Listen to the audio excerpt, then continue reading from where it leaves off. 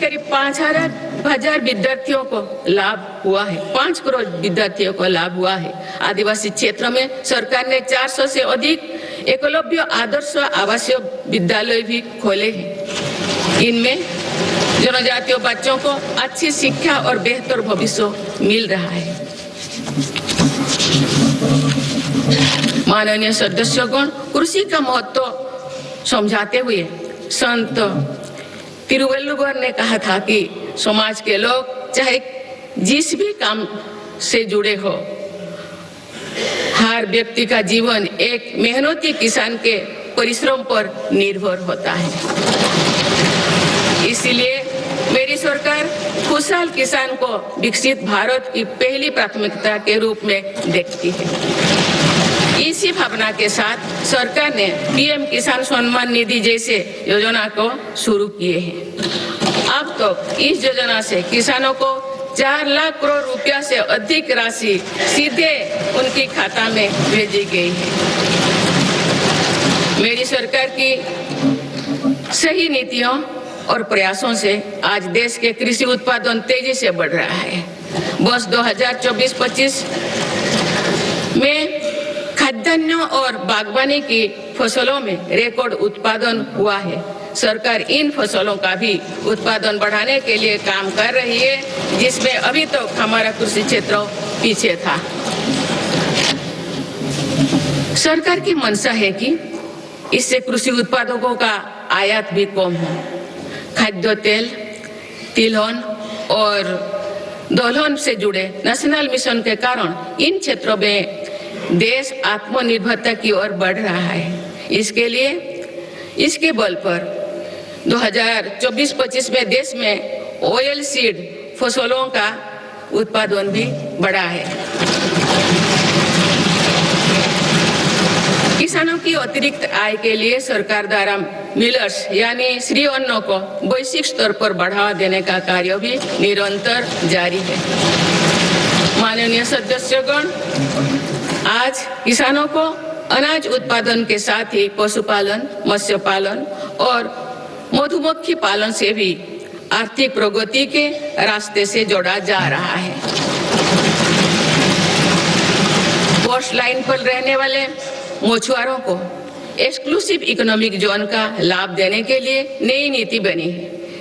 इसके साथ ही high seize की क्षमताओं के इस्तेमाल में सक्षम बनाने के लिए भी नई पॉलिसी बनाई गई है। 2024-25 में देश का मत्स्य उत्पादन लगभग 200 लाख टन हो गया है। 2014 की तुलना में इसमें कुल 105% की बढ़ोतरी हुई है। माननीय सदस्यगण, मेरी सरकार ने एग्रीकल्चर सेक्टर के आधुनिकीकरण के लिए और बेहतर लॉजिस्टिक्स निर्माण के लिए एग्रीकल्चर इंफ्रास्ट्रक्चर फंड की व्यवस्था भी की है। मुझे ये साझा करते हुए खुशी हो रही है कि इसके जरिए अब तो 1.25 लाख करोड़ रुपया से अधिक का निजी निवेश आकर्षित हुआ है। इससे युवाओं के लिए रोजगार के लाखों नए मार्ग भी सृजित हुई है। सरकार की दूरदर्शिता से देश में फूड प्रोसेसिंग क्षमता 20 गुना बढ़ी है। इससे किसानों को उनकी फसल का बेहतर मूल्य मिल रहा है। माननीय सदस्यगण, ग्रामीण क्षेत्र में रोजगार और विकास के लिए विकसित भारत जी राम जी कानून बनाया गया है।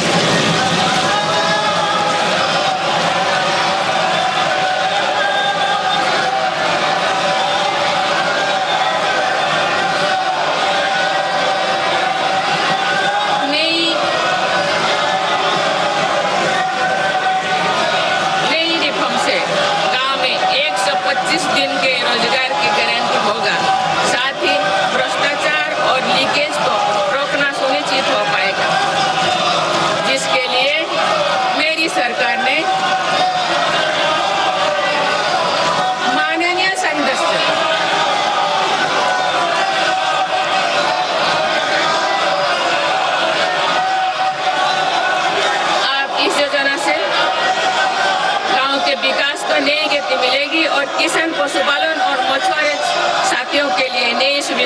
निर्मित होगी।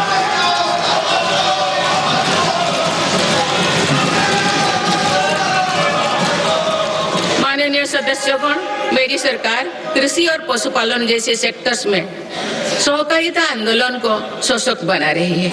आज त्रिभुवन सहकारी यूनिवर्सिटी से सहकारिता से जुड़े लोगों को सीखने और आगे बढ़ने का मौका मिल रहा है। इसके अलावा 10,000 से ज्यादा FPOs के माध्यम से भी कृषि क्षेत्रों को सशक्त किया जा रहा है।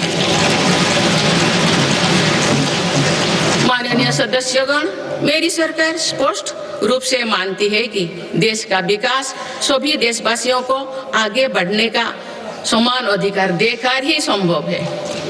इसलिए आज देश वुमेन लेड डेवलपमेंट के मंत्र के साथ आगे बढ़ रहा है।